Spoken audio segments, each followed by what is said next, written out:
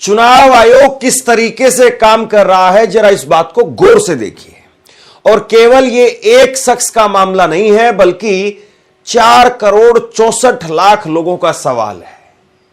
आप जरा सोचिए कि किसी साधारण आदमी का नाम कट जाए तो यह कहा जाएगा कि शायद उसने पेपर्स में कुछ गलतियां कर दी होंगी, फॉर्म भरने में गलती कर दी होगी, या उसके पास में दस्तावेज नहीं होंगे, डॉक्यूमेंट्स नहीं होंगे, वो तो रोहिंग्या है, ये है, वो है, फला है, बांग्लादेशी है, उसके पास में सबूत नहीं थे, ये कहकर के नाम कट गया होगा। बहुत बार इस तरह के तर्क दिए जाते हैं।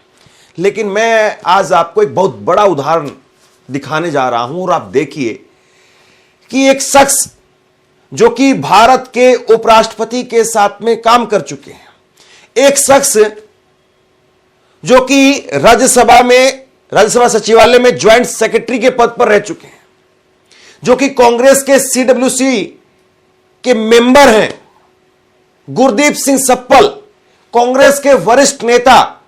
कांग्रेस जब भी कोई बड़ा मसला चुनाव आयोग के अंदर लेकर के जाती है तो उस डेलीगेशन में गुरदीप सिंह सप्पल उसका हिस्सा होते हैं। और ना केवल गुरदीप सिंह सप्पल का SIR के बाद में ड्राफ्ट लिस्ट के अंदर उनका नाम काट दिया गया, बल्कि पूरे परिवार का नाम काट दिया गया।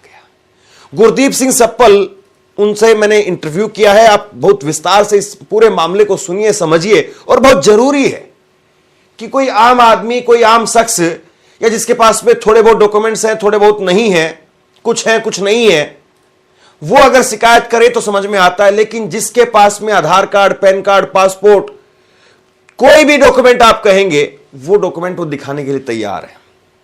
कोई भी, जो भी आप डॉक्यूमेंट चाहते हैं कि ये डॉक्यूमेंट सही है, वो डॉक्यूमेंट्स दिखाने के लिए तैयार है। लेकिन उनका और उनके पूरे परिवार का वोट काट दिया गया। अब ये कांग्रेसी हैं, इस बात की सजा है, या फिर ये मसला क्या है? और सबसे बड़ी बात यह है, मैंने इनसे बहुत विस्तार से बात की है, आखिरकार चुनाव आयोग एक ऐसी शख्सियत का ना केवल वोट काट रहा है, बल्कि उसके बाद में जो जवाब दिया जा रहा है, उस जवाब में भी बहुत बड़ा झोल है। और आप सुनेंगे तो आप भी हैरान रह जाएंगे कि आखिरकार चुनाव आयोग ये इस तरह के नए नियम क्यों लेकर के आ रहा है।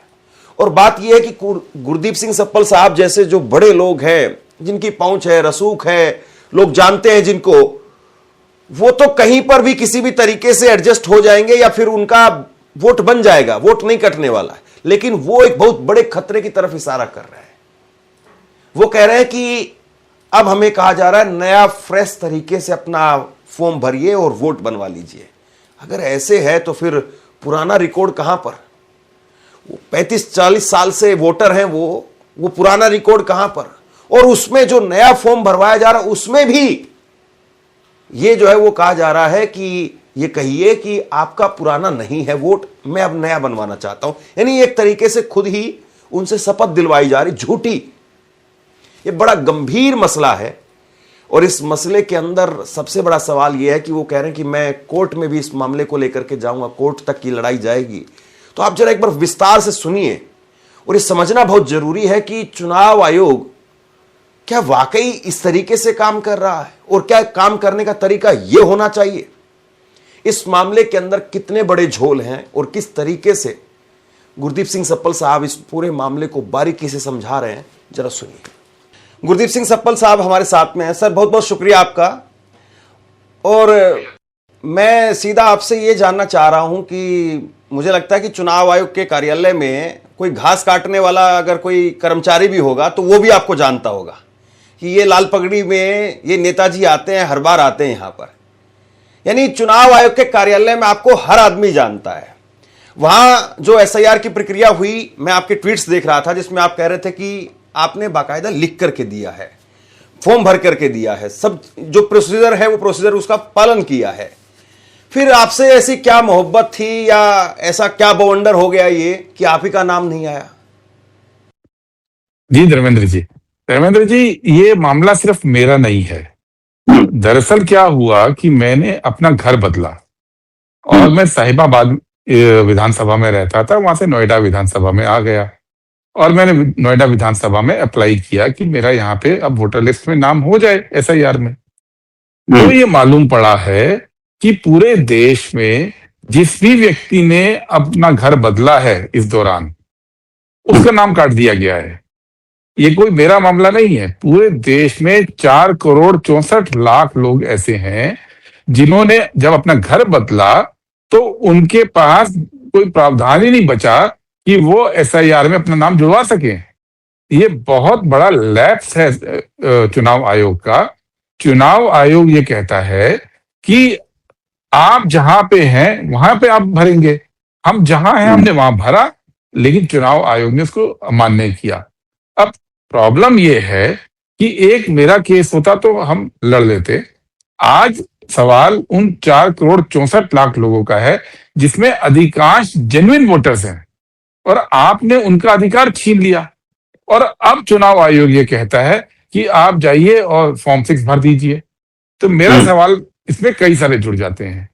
एक, देखिए अभी हम घर बदलते हैं तो बहुत सारे डॉक्यूमेंट्स के अंदर आपको एड्रेस चेंज करना होता है। अब अभी आपका घर कहाँ है? नोएडा में। नोएडा, और पहले साहिबाबाद था?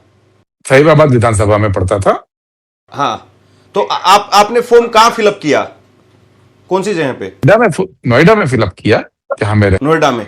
और साहिबाबाद में जो मेरा बूथ लेवल ऑफिसर था उसको मैंने सूचना दी कि मैंने अपना घर शिफ्ट कर दिया है, तो वहां से मेरा नाम काट दिया जाए, मैं नोएडा में एनरोल हो रहा हूं। क्योंकि मैं ये नहीं करता, और अगर 2 जगह नाम आ जाता तो भी हंगामा होना था कि आपने 2 जगह क्यों भरा। तो जैसा कि किसी भी नागरिक से अपेक्षित है, जब वो किसी पुरानी जगह से हट जाता है तो बीएलओ को बताना होता है कि अब मैं यहाँ से शिफ्ट हो गया हूं। तो मैंने बीएलओ को वहां बता दिया, और इस बात की वाहवाही चुनाव आयोग ले रहा है कि देखिए आपने तो खुद वहां से हट गए थे इसलिए आपका नाम कटा। अरे भाई, मैं पुराने पते से हटा, वहां से तो मैंने कटवाया। इशू ये है कि मैं नए पते पे आया, वहां से क्यों कटा? नोएडा से क्यों कटा? मेरा नहीं हटा, मेरा नहीं कटा, पूरे देश में 4,64,00,000 और उत्तर प्रदेश में 2,17,00,000 लोगों का कटा। क्योंकि चुनाव आयोग वहां पे नए पते पे आपको फॉर्म जमा करने की अनुमति नहीं दे रहा। मैंने तो जमा किया जबरदस्ती कि मेरा फॉर्म दीजिए आप, लेकिन बाकियों को तो फॉर्म भी जमा नहीं किया चुनाव आयोग ने। अब मैं जो बोल रहा हूं कि भाई, जब भी हम, आपने कब फॉर्म जमा किया था? ये एसआईआर के दौरान ही। देखिए धर्मेंद्र, जब भी हम घर बदलते हैं तो बहुत सारे डॉक्यूमेंट्स में आपको एड्रेस चेंज करना होता है। जैसे मैंने आधार कार्ड में अपना एड्रेस चेंज किया, मैं ऑनलाइन गया, वो चेंज हो गया आराम से। मैंने अपने बैंक खातों में चेंज किया, ऑनलाइन गया, चेंज हो गया। अब तो सब लिंक्ड है आपस में। मैंने ड्राइविंग लाइसेंस में चेंज करना था, चेंज हो गया। मेरे को इनकम टैक्स रिकॉर्ड में चेंज करना था, वो भी चेंज हो गया। तो चुनाव आयोग इस चेंज को क्यों नहीं अलाउ कर रहा है? भारत सरकार का, उत्तर प्रदेश सरकार का हर डिपार्टमेंट एड्रेस बदलने की अनुमति दे रहा है, चुनाव आयोग नहीं दे रहा है। चुनाव आयोग कह रहा है हम आपका एड्रेस चेंज नहीं करेंगे, आप तो नए वोटर के रूप में आ जाओ। और ये बात 4.5 करोड़ से ज्यादा लोग, 4,64,00,000 लोगों के लिए चुनाव आयोग ने बोली है, उनका हक छीना है। अब चलिए, मेरे को तो आपने ट्विटर पे बोल दिया कि आप नए वोटर के रूप में रजिस्टर हो जाओ, हालांकि उसकी बात मैं आपसे आगे करूंगा। हाँ, और उसमें भी मैं देख रहा था कि आपने जो ट्वीट किया वो 6 तारीख को करीब 1 बजे के आसपास आपने किया है। उसके बाद में उनका जो जवाब आया वो 7 तारीख को आया। 24 घंटा, यानी आपके ट्वीट के बाद में उसके जवाब देने में 24 घंटे लग गए। नहीं, 24 घंटे उन्होंने रात को लेट नाइट, जब 12 बजे के बाद डेट चेंज हो गई थी, तब दिया उन्होंने। अच्छा। सुबह उठ के मैंने देखा और मैंने उसका जवाब दिया, और मेरा जवाब ये है कि चुनाव आयोग जो सॉल्यूशन दे रहा है वो सॉल्यूशन भी गलत है। सॉल्यूशन इसलिए गलत है कि चुनाव आयोग ये कह रहा है कि हम आपको पता चेंज नहीं करेंगे, आप नए वोटर के रूप में बन जाओ, फॉर्म 6 भरो, जो नया वोटर को भरना होता है, और हम आपको एक्सेप्ट कर लेंगे। अब पहला सवाल, 4,64,00,000 वोटर में से कितनों को चुनाव आयोग ने आज की तारीख में यह बात बोली है कि अगर उन्होंने घर शिफ्ट किया है तो उनको फॉर्म 6 भरना है? बताइए, आपने कहीं कोई ऐड देखा चुनाव आयोग का? कोई प्रेस रिलीज देखी? कोई गाइडलाइन देखी? चुनाव आयोग के किसी व्यक्ति का कोई इंटरव्यू देखा? मुझे तो आपने ट्विटर पे बता दिया। बाकी 4.5 करोड़ लोग जो बचे देश के अंदर, उनको चुनाव आयोग की उनके प्रति कोई जिम्मेदारी नहीं है। पहली बात तो ये है, उनको भी तो भरना है। दूसरी बात, मैं नया वोटर के रूप में क्यों भरूं? मैं तो 34 एड्रेस के चेंज करिए। मैं तो 34-35 साल से वोटर हूं, तो मेरा रिकॉर्ड है 34-35 साल का। अगर मैं नए वोटर के तौर पे भरता हूं तो वो रिकॉर्ड खत्म हो जाएगा। आज आप देखिए एसआईआर में चुनाव आयोग के निर्देश क्या थे कि जो 2003 की वोटर लिस्ट में है उनका दावा ऑटोमेटिकली मान रहे हैं, क्योंकि उनका एक रिकॉर्ड है पुराना। मेरा तो आप रिकॉर्ड ही खत्म कर दोगे, 4,64,00,000 लोगों का आप रिकॉर्ड खत्म कर दोगे, तो हम अपना पुराना रिकॉर्ड कैसे लाएंगे, जैसा चुनाव आयोग अभी भी एसआईआर में मांग रहा है? क्या चुनाव आयोग ये गारंटी देगा कि फ्यूचर में कभी भी रिकॉर्ड नहीं मांगा जाएगा? अगर मांगा जाएगा तो आपको कोई अधिकार नहीं है हमारा रिकॉर्ड खत्म करने का। फिर एक और भी बात है, अभी कल ही यूपी के अंदर चुनाव आयोग ने एक बताया कि वोटर मैपिंग नहीं हुई, इसलिए 1,04,00,000 लोगों को वो नोटिस भेज रहे हैं। ये 1,04,00,000 वो लोग हैं धर्मेंद्र जी, जिनका 2003 का रिकॉर्ड मैच नहीं किया। अगर हम नया वोटर बनते हैं तो भविष्य में हमारे साथ यही चीज दोबारा तो होगी कभी ना कभी, तो हम इसको क्यों एक्सेप्ट करें? फिर एक और इसमें प्रॉब्लम है, जब आज चुनाव आयोग की सलाह के बाद मैंने फॉर्म 6 निकाला, मैंने कहा मैं पढ़ूं तो सही, और मैं उसको ट्वीट किया तो मैं दंग रह गया। उस फॉर्म के अंदर 2 शर्तें हैं। वो चुनाव आयोग का कहना है, फॉर्म में लिखा हुआ है कि आपको ये एफिडेविट सेल्फ अटेस्टेड वो देना है, आपको चुनाव आयोग को एक अंडरटेकिंग देनी है जो ये कहती है कि आज से पहले मैंने कभी भी चुनाव वोटर लिस्ट में नाम दर्ज कराने के लिए कोई एप्लीकेशन नहीं दी। ये सर्टिफाई करना है मुझे। मैं तो 34 साल 35 साल से वोटर हूं, तो मैं ये झूठा एफिडेविट कैसे दे दूं? मुझसे क्यों झूठ बोलने को बोला जा रहा है? और उसके बाद वहीं उसी फॉर्म में चुनाव आयोग ये भी बता रहा है कि अगर आप झूठा अंडरटेकिंग देते हो तो रिप्रेजेंटेशन ऑफ पीपल एक्ट में आपको 1 साल की सजा हो सकती है। तो आप ये क्यों कर रहे हैं? आप 4,64,00,000 लोगों को ये कह रहे हो कि आप झूठा एफिडेविट दो, और फिर कहते हैं झूठा एफिडेविट देना गुनाह है, 1 साल की सजा है। तो ये चुनाव आयोग का ये कंफ्यूजन है, इसको मैं ले रहा हूं, बात मेरी नहीं है। बात ये है कि चुनाव आयोग के पास एक बहुत सीधा सरल सा सिस्टम था, आज तक कभी भी उसमें कोई कंट्रोवर्सी हुई नहीं, कि कोई व्यक्ति जब पता बदलता था फॉर्म 8 भरता था और बीएलओ जांच कर लेता था घर आके, और आपका वोट बन जाता था। अब इस सिंपल प्रक्रिया को चुनाव आयोग ने क्यों खत्म कर दिया एसआईआर में? एसआईआर तो पूरे देश के हर वोटर की मैपिंग है ना, हर वोटर को आप जोड़ रहे हैं। तो ये जो करीब 14% या 15% वोटर है जो शिफ्ट किया अपना घर, आप उसको क्यों छोड़ दिए? आप एसआईआर में दावा कर रहे हैं हर एक वोटर तक पहुंचने का, और 14-15% वोटर को आपने छोड़ दिया। और आज तो हर आदमी जो है वो कोई किसी की जॉब कहीं पर और लगी है तो वो आदमी शिफ्ट करता ही है। ऐसा तो जरूरी नहीं कि कोई आदमी अगर नोएडा में रह रहा है तो नोएडा में ही रहेगा, बिल्कुल लखनऊ जाएगा और कहीं और जाएगा। यही हमारा सवाल है, और यहां पे मामला खत्म नहीं होता। अब जो चुनाव आयोग ने सुप्रीम कोर्ट में सुनवाई हो रही है एसआईआर की, उसमें एक एफिडेविट दे दिया। आपने पता नहीं भी देखा कि नहीं देखा, आज मैंने पढ़ा उसको। एफिडेविट में चुनाव आयोग ये कह रहा है कि हमारा अधिकार है नागरिकता की जांच करना, जिसकी नागरिकता सही नहीं पाई जाएगी उसका वोटर लिस्ट से हम नाम हटा देंगे। ये चुनाव आयोग ने लिखित रूप से सुप्रीम कोर्ट को एफिडेविट में दे दिया है।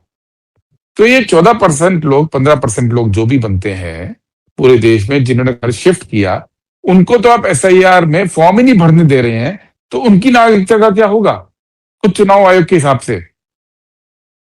फाइनली हो सकता है आप सब कुछ एक्सेप्ट कर लें, लेकिन आप भविष्य के लिए उनको कानूनी पचड़े में डालने का रास्ता तय कर रहे हैं। ये करोड़ों करोड़ लोग हैं। इसमें आपका और आपका पूरा परिवार का नाम काट दिया गया। जी, मैंने परिवार के लोगों का संख्या मैं नहीं बताता हूं, वो मेरा प्राइवेसी का इशू है, लेकिन मेरे परिवार से किसी का नाम नहीं आया। बड़ा अजीब एकदम मामला है, इसीलिए मैंने शुरुआत में कहा कि आप तो ऐसे शख्स हैं जो चुनाव आयोग कार्यालय में जो है जाते रहते हैं और फिर उसके बाद में आपका नाम नहीं आ रहा है, तो सोचिए आम आदमी कैसे लड़ाई लड़ेगा। नहीं, आप समझिए, यहाँ पे ये मायने नहीं रखता कि मेरी जान पहचान है या लोग मुझे पहचानते, ये मायने नहीं रखता। मायने ये लगता है कि चुनाव आयोग ने प्रक्रिया ही नहीं बनाई उन लोगों के लिए जिन्होंने घर शिफ्ट किया है। और वो यानी जो बीएलओ था वो चाह करके भी नहीं रख पाया आपका नाम, आप ये कह रहे हैं? नहीं रख सकते, प्रोसीजर ही नहीं था। हाँ, यही बोले वो। हाँ, और ये मेरा सवाल नहीं है, ये गंभीर है।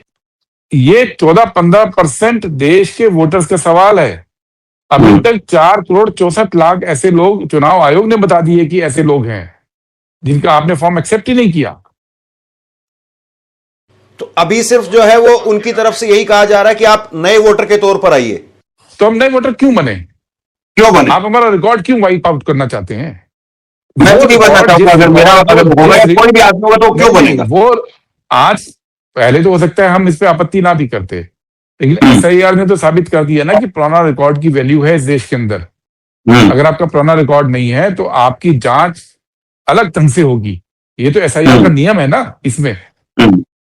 ये हमने तो नहीं बनाया, चुनाव आयोग ने पुराने रिकॉर्ड की जरूरत पे जोर दिया है। और देश के 15% लोगों का आप रिकॉर्ड वाइप आउट करना चाह रहे हैं, यहां पे आपत्ति है मुझे। तो इससे आपको लग रहा है कि ये कल को फिर एसआईआर होगा तो उसमें ये फिर बल्क में इतने वोटर जो है वो निकल जाएंगे, ये भी एक अपने आप में डर वाली बात है? देखिए, एसआईआर हो या कोई भी नाम हो, क्या चुनाव आयोग ये गारंटी देगा इन 4,64,00,000 वोटर्स को कि भविष्य में आपका पुराना रिकॉर्ड हम कभी नहीं मांगेंगे? आज चुनाव आयोग ये गारंटी दे दे देश में सबको, कोई समस्या नहीं है। पर चुनाव आयोग ये गारंटी दे नहीं सकता क्योंकि वो खुद पुराना रिकॉर्ड एसआईआर में मांग रहा है। चुनाव आयोग जो गारंटी खुद नहीं दे सकता है वो उसके ऊपर हमको अमल करने को कह रहा है। हम झूठा एफिडेविट देके कि हम पहली बार वोट के लिए अप्लाई कर रहे हैं, हम ये क्यों अप्लाई करें? हमको जो चुनाव आयोग का सीधा साधा पुराना सिस्टम था वो सिस्टम को क्यों नहीं आप फॉलो करने दे रहे? और इसमें प्रॉब्लम क्या थी? ईपीआईसी नंबर है, एपिक नंबर जिसको बोलते हैं, वो हम सब वोटर्स के पास है। आप वो एपिक नंबर पे देख लें कि आपका नया जगह पे फॉर्म जमा हुआ है और वहां बीएलओ जाके देख ले। इसमें कौन सा इतना पहाड़ है जो चुनाव आयोग इसको करने को तैयार नहीं हुआ? लेकिन इसमें जो है वो फॉर्म 8 की भी बात आ रही है कि जिसका अगर निवास बदला है या बदलना है या सुधार करवाना है तो उसमें फॉर्म 8 जो है वो भर सकते हैं। धर्मेंद्र जी, मैं यही कह रहा हूं कि आज तक जो सिस्टम था उसमें जो भी व्यक्ति घर बदलता था वो फॉर्म 8 भरकर अपना वोटर लिस्ट में नाम नई जगह पे लिखवा लेता था। एसआईआर ये करने नहीं दे रहा।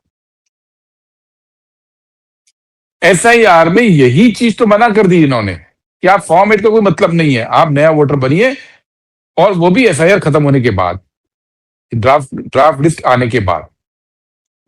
तो अब आप इसको कैसे ठीक करेंगे? कहां इस लड़ाई को लेकर के जाएंगे? नहीं, देखिए, लड़ाई तो एक कोर्ट में भी जाएगी क्योंकि ये चुनाव आयोग की गलती है। ये देश के करोड़ों लोगों से जुड़ा मामला है। अभी तक का डेटा कहता है कि 14-15% लोगों का मामला है देश में। आप 14-15% लोगों को भविष्य की कानूनी लड़ाई में नहीं उलझा सकते हैं। आपको उनको ऑप्शन देना पड़ेगा कि वो पुराना अपना ईपीआईसी नंबर नए जगह पे शिफ्ट कर सकें, जैसे कि चुनाव आयोग पहले करता था। फॉर्म 8 भरने की अनुमति आने वाले एसआईआर में भी देनी होगी और जो एग्जिस्टिंग वोटर्स जिनके नाम काट दिए गए उनको भी अनुमति देनी होगी। और ये जरूरी है क्योंकि अब चुनाव आयोग ने अपना दूसरा प्लान उजागर कर दिया है जहां पे वो नागरिकता की जांच करना चाहता है, जो हमारे हिसाब से, हमारे कहने के हिसाब से गैर संवैधानिक है, लेकिन चुनाव आयोग इंसिस्ट कर रहा है कि ये अधिकार उसको है। मैं जो है सीओ उत्तर प्रदेश के कई ट्वीट्स देख रहा हूं, उसमें भी बार बार वो यही लिख रहे हैं कि फॉर्म 6 जो है आप भर दीजिए। अब देखिए, बड़ी बात ये है कि हाँ, क्यों भरे? यही सवाल है, जरूरी सवाल है मुझे लगता है कि झूठी अंडरटेकिंग क्यों दें हम कि हम पहली बार भर रहे हैं? हम क्यों? कोई भी आदमी जब वो आदमी एग्जिस्ट करता है तो वो आदमी जबरदस्ती क्यों कहेगा कि मैं नहीं हूं, मैं नया हूं? और उसी फॉर्म में आप ये लिखते हैं झूठ बोलने पे 1 साल की सजा हो सकती है। या फिर आप कह रहे हैं कि 4.5 करोड़ से ज्यादा लोग झूठ बोल के फॉर्म जमा कर दें। भाई, इसकी जरूरत क्या है? मेरा सवाल इस पे है, इसकी जरूरत क्या है? आप फॉर्म अलाउ करते, बात खत्म होती। मेरे को लेकिन आपत्ति है। आप इस बात को पकड़ गए और जाहिर सी बात है आप जो फॉर्म भर रहे थे या आपने डाउनलोड किया तो आपने पढ़ा भी, आम आदमी नहीं पढ़ेगा और आम आदमी सोचेगा कि चलिए भैया चक्कर काटने से अच्छा ये कि चलिए फॉर्म 6 भरवाना है, वो भरवा करके खत्म कर लीजिए, और वो कल को फिर मुसीबत में पड़ेगा। बिल्कुल, मेरा यही कहना है। इस बात की क्या गारंटी है कि भविष्य में पुराना रिकॉर्ड नहीं मांगा जाएगा जैसा 2013 में मांगा गया? तो चुनाव आयोग को कोई हक नहीं है हमारा पुराना रिकॉर्ड डिलीट करने का। तो ये तो बहुत बड़ा ब्लंडर है एक तरह से। ये ब्लंडर है, ये ब्लंडर है, और ये ब्लंडर से ज्यादा ये एक और खतरनाक बात है, क्योंकि अब चुनाव आयोग इससे नागरिकता को जोड़ने वाला है, जो सुप्रीम कोर्ट ने उसको में दावा किया है। चुनाव आयोग का, मैं आपकी जानकारी, आपके दर्शकों की जानकारी के लिए बोल दूं, चुनाव आयोग ने सुप्रीम कोर्ट में एफिडेविट दिया है कि चूंकि भारत के नागरिक होना जरूरी है वोटिंग के लिए, इसलिए मुझे जांच करने का अधिकार है। ये बड़ी अजीब सी बात है। हालांकि पहली बार सुनने में बात ठीक लगती है कि जो नागरिक नहीं है वो वोट क्यों दे भाई, वोट तो नागरिकता से जुड़ा है। तो चुनाव आयोग गलत क्या कह रहा है? मैं आपके दर्शकों के लिए बताना चाहता हूं कि ये क्यों गलत है। देखिए, आप कहीं पे भी जाते हैं, मान लीजिए आपने एयर टिकट के लिए बुकिंग, दिल्ली रेलवे टिकट के लिए बुकिंग डाली, वहां पे आपसे आधार नंबर मांग लिया या ड्राइविंग लाइसेंस मांग लिया, मांगते हैं एयरपोर्ट पे। आप बिना आधार या बिना ड्राइविंग लाइसेंस दिखाए आप एयरपोर्ट के अंदर जा भी नहीं सकते हैं। लेकिन एयरपोर्ट अथॉरिटी या कोई भी व्यक्ति वहां पे खड़ा हुआ ये नहीं कह सकता कि नहीं, मैं आपके ड्राइविंग लाइसेंस की जांच करूंगा, इन्वेस्टिगेट करूंगा, ये तो नहीं कह सकता ना। या इसको दूसरी तरह से देखिए कि कल कोई बच्चा किसी कंपनी में अप्लाई करता है और उसमें मिनिमम क्वालिफिकेशन है कि आपको पोस्ट ग्रेजुएट होना है या आपको इंजीनियर होना है या आपको ग्रेजुएट होना है, और आप अपनी डिग्री दिखाते हो, तो डिग्री दिखाना तो उचित है, लेकिन वो कंपनी ये थोड़ी कर सकती है कि आपकी डिग्री में इन्वेस्टिगेशन ऑर्डर कर दे। ये फर्क है। चुनाव आयोग पेपर देख सकता है, हमेशा से देखता आया, लेकिन चुनाव आयोग नागरिकता का जांच का अधिकार नहीं ले सकता है। जैसे कोई कंपनी आपकी डिग्री की जांच का अधिकार नहीं ले सकती है, जैसे कोई टेलीफोन कंपनी आपके आधार कार्ड की जांच का अधिकार नहीं ले सकती है। जांच का अधिकार सरकार के दूसरे डिपार्टमेंट के पास है। नागरिकता का जांच का अधिकार होम मिनिस्ट्री के पास है, गृह मंत्रालय जांच करता है। और इसमें और बड़ी समस्या है, पूरी दुनिया के अंदर एक कॉन्सेप्ट है कि अगर आप किसी देश में रहते हैं, आप उसके सामान्यतः नागरिक हैं, तो मतलब सामान्यतः वहां पे रहते हैं, तो आप उसके नागरिक माने जाते हैं। और अगर सरकार को या स्टेट को ये लगता है, स्टेट मतलब राज्य, जो हम राज्य की बात कर रहे हैं, ना कि पॉलिटिकल स्टेट, तो सरकार को या स्टेट को ये लगता है कि आप नागरिक नहीं हो, तो सरकार आपकी नागरिकता को खत्म करने का या आपके दावे को खत्म करने का अधिकार रखती है। ये तो सच है। इसके लिए होम मिनिस्ट्री में एक डिपार्टमेंट है कि, लेकिन हर व्यक्ति को जाकर अपनी नागरिकता सिद्ध करनी पड़े, ये दुनिया में कहीं नहीं होता। वो इसलिए नहीं होता है, एक तो हर व्यक्ति को नागरिकता सिद्ध कर देनी पड़ेगी, तो ये इतना बड़ा काम है, इतना बड़ा काम है कि संभव नहीं है। दूसरी बात, कोई बाबू पूरे देश में करोड़ों लोग नागरिकता के पेपर देखेंगे और उसको रिजेक्ट कर देंगे इलेक्शन कमीशन के ऑफिसर, तो वो व्यक्ति कहां पे अपनी अपील लगाएगा? कोई प्रक्रिया है क्या? चुनाव आयोग ने कहीं प्रक्रिया मेंशन की अभी तक? होम मिनिस्ट्री जब करती तो उसकी प्रक्रिया होती है कि अगर आपकी नागरिकता पे ऑब्जेक्शन हो गया तो आपके लिए अपील का अधिकार है, वो अधिकार लिखित है, उसके नियम कानून देश में बने हुए हैं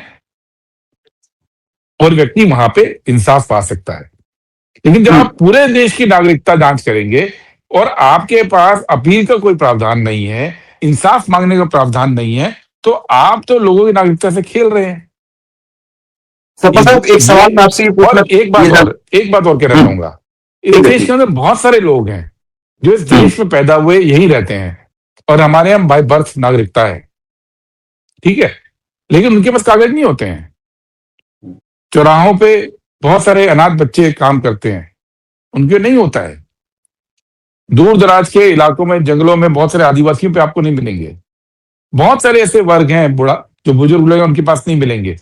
तो क्या चुनाव आयोग उन सबको नागरिक मानना बंद कर देगा देश के अंदर? और ये करोड़ों की संख्या है, डेस्टिट्यूट मार्जिनलाइज्ड पीपल करोड़ों हैं। तो आप उनकी नागरिकता के ऊपर क्या खारिज करके उनकी सब सुविधाएं खत्म कर दोगे? उनको अगर कोई सरकारी मदद मिलती हो वो खत्म कर दोगे? ये पूरा मामला गड़बड़ है। इसलिए हम बार बार कह रहे हैं कि चुनाव आयोग को एक अधिकार है कि वो पेपर देखे कोई नागरिक के और उसको वोटर में ऐड करे लिस्ट में, लेकिन उस पेपर की जांच करने का अधिकार नहीं है। ये दोनों बिल्कुल जुदा जुदा चीजें हैं। ठीक है सफल साहब, ये जो फॉर्म 6 और फॉर्म 8 वाला जो मसला है जो आपके साथ हुआ, ये बिहार में एसआईआर की प्रक्रिया हुई तो क्या वहां पर भी ऐसा था, या फिर अभी जो ये एसआईआर हुआ है इसमें केवल ऐसा है? नहीं, बिहार में भी ऐसा ही था, लेकिन तब इसको इस तरह पकड़ा नहीं गया। ये तो जब मेरा मामला मैंने देखा तब मुझे पता लगेगा भी ये तो अब समस्या क्या होती है कि आम व्यक्ति को समझ में भी नहीं आती इतनी बारीकी।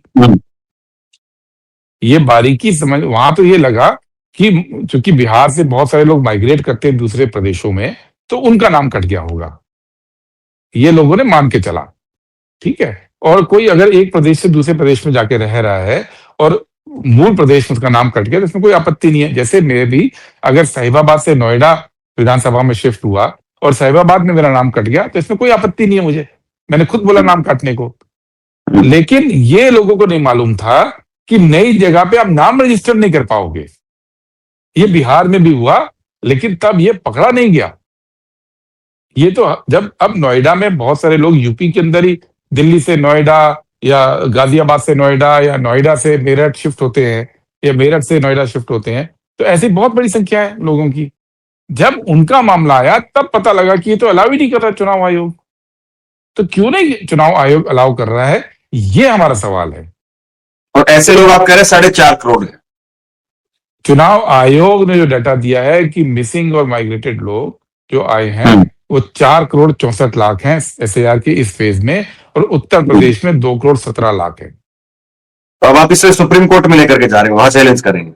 नहीं, सुप्रीम कोर्ट में जो सुनवाई चल रही है वहां पे इस बात को जरूर उठाया जाएगा, बिल्कुल। लेकिन मैं उम्मीद करता हूं कि उससे पहले चुनाव आयोग खुद इस बात का संज्ञान ले, क्योंकि ये कोई ऐसी डिमांड नहीं है जिसमें चुनाव आयोग को कोई आपत्ति होनी चाहिए। हमारी डिमांड क्या है? हमारी डिमांड बड़ी सिंपल है कि अगर एक व्यक्ति एक जगह से दूसरी जगह शिफ्ट हुआ तो वो दूसरी जगह अगर फॉर्म भरता है तो फॉर्म 8 का जो आपका नियम है उस नियम को आप लागू कर दीजिए। वो आप ही का पुराना नियम है, उस पे फॉर्म भरने दीजिए और बीएलओ आगे जांच कर ले। ये बड़ी सिंपल सी डिमांड है, इसको चुनाव आयोग को क्यों नहीं मानना चाहिए, ये मेरा सवाल है। बिल्कुल, और इसमें कोई ऐसी वजह भी समझ में नहीं आती है कि इसको ना माना जाए। कोई ऐसी वजह भी सामने नहीं आती। हाँ, मुझे भी नहीं आती है, मुझे भी नहीं आती है। मुझे भी लगता है कि ये मामला जो है वो बिल्कुल सीरियसली लिया जाना चाहिए और तुरंत इसमें हस्तक्षेप करके चुनाव आयोग की तरफ से बहुत बड़ी संख्या है ना। देखिए 14-15% लोगों की बात है, बात मेरी व्यक्तिगत नहीं है। मैं फिर से बोलता हूं कि मैं प्रिविलेज लोगों में माना जाऊंगा जिसके जान पहचान है, जो अपना काम करवा सकता है। लेकिन करोड़ों लोगों को ये कौन बताएगा कि अब उनको अपना नाम कैसे जुड़वाना है? मैं उनकी बात कर रहा हूं। मेरा अपने केस से मुझे सच्चाई पता चली, लेकिन सच्चाई तो उन करोड़ों लोगों की और है, उनके लिए चुनाव आयोग कुछ नहीं कर रहा है। ये मेरी समस्या है। बहुत बहुत शुक्रिया सर, आप आए और आपने अपनी बात कही, और ये बहुत सीरियस जो है वो मसला है, और इस मामले में चुनाव आयोग की तरफ से कब जो है वो एक्शन दिखाई देगा ये अभी सवाल बाकी। बहुत बहुत धन्यवाद सर, थैंक यू। आपसे कुछ कहना चाहता हूं। आज के वक्त में पत्रकारिता करना कितना मुश्किल काम है, लेकिन अगर ऐसे में भी कोई आपकी खबर दिखा रहा है, कोई आपके मुद्दे पर बात कर रहा है, तो आपको भी उसका साथ देना चाहिए। अगर आपको लगता है कि मेरी पत्रकारिता सही है, मैं आपके लिए आपकी खबर वो दिखा रहा हूं, तो ऐसे में आप मेरा सहयोग कीजिए। आप इस वीडियो को जब लाइक करेंगे तो लाइक के साथ में ही